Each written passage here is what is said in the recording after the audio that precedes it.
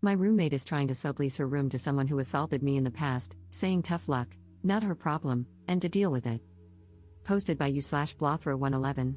When I, 22F, was a freshman in college, a guy named Pete, fake name 21M, began harassing me to date him. I refused repeatedly, and it ended with him ripping my shirt off at a party in an attempt to touch my chest. I filed a police report, and Pete was found guilty of assault. I have a 1,000-foot restraining order against him. Fast forward to this week, my roommate Shelly, 21F, needs a subletter to take over while she studies abroad for the summer. She only found out she was leaving 2 weeks ago and has been looking for someone to take her place since then. She found Pete on Craigslist and asked me if I approved. I showed her my court documents, but Shelly claims she can't find anyone else and says I will have to deal with it. We got into a heated argument, and she left the apartment. This morning, Shelly texted me that Pete would be moving his stuff into the apartment today. I called the police, but since Pete hasn't shown up yet, they said they can't do anything.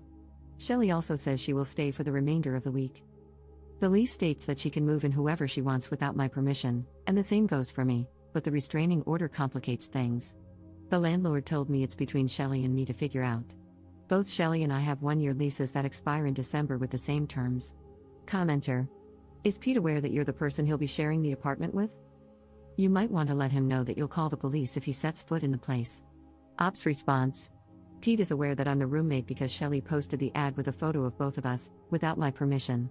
I already promised that I would call the police, but Shelly is locked in her room and refuses to listen to me. I'm sitting by the door with 911 pre-dialed. Commenter. I agree with the consensus to call the police the moment he arrives. Has he actually signed anything, like a sublet agreement?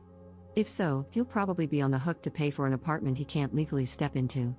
I'm also not a lawyer, but I can't imagine that attempting to enter a living arrangement with someone holding a restraining order doesn't negate the restraining order. The first question I would ask Pete if I were a cop or judge is, why did you think you could live there without violating the order? Ops response.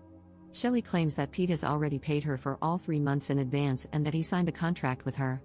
I told her that her contract does not override my restraining order, but she basically put her hands over her ears to drown out what I was saying. I plan on calling the cops the moment I see his car pull up, which is less than 1,000 feet away. Shelly will still be here for the rest of the week, so I'm afraid this will escalate. Update 5 days later. Hi everyone, thanks for reading this update. I've added some extra details at the beginning to better explain what happened. Things took some M. Night Shyamalan twists. Details: Shelly and I were not close friends. We were simply roommates with our own separate bedrooms and a shared kitchen/living space. I've only known her since last December when we originally signed our leases. We've hung out, but the only real connection we had was that she likes anime/Japan, and I am Asian. The Craigslist ad that Shelly posted didn't have a photo. It turns out she had used a generic photo of the two of us in an ad on our college's Facebook page, but Shelly took it down before I had a chance to take a screenshot. The update: after I made my Reddit post, Shelly locked herself in her room for 3 hours. I tried to talk to her, but she refused to come out. When she eventually left her room to get food, she just walked past me as if I didn't exist. Everyone I called told me that until Pete actually showed up, no crime was being committed, so I couldn't report it. I just sat by the door and window, watching for Pete's car. This continued until early Saturday morning when Shelly woke up for her morning jog. I had stayed up all night on the couch, still keeping watch for Pete's car. Shelly tried to sneak past me, but I woke up and blocked the door. I demanded an explanation for why I was being forced to stay up all night, waiting to call the police on Pete when she knew I had a restraining order against him. Shelly's response was that the restraining order didn't matter to her.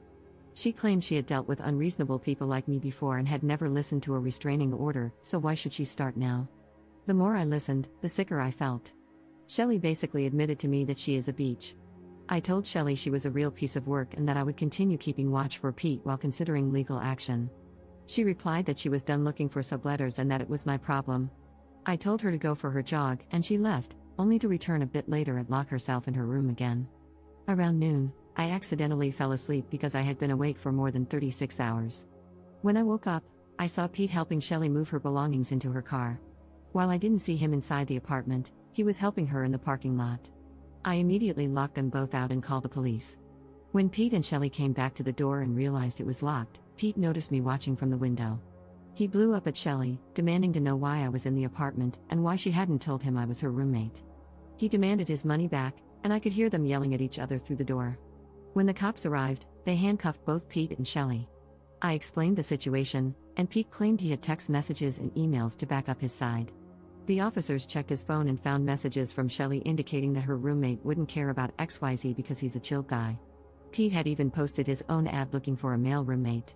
That's right, Shelley is a liar too. The police released Pete because he had proof he didn't know it was me. I was fine with this, as I saw the messages myself.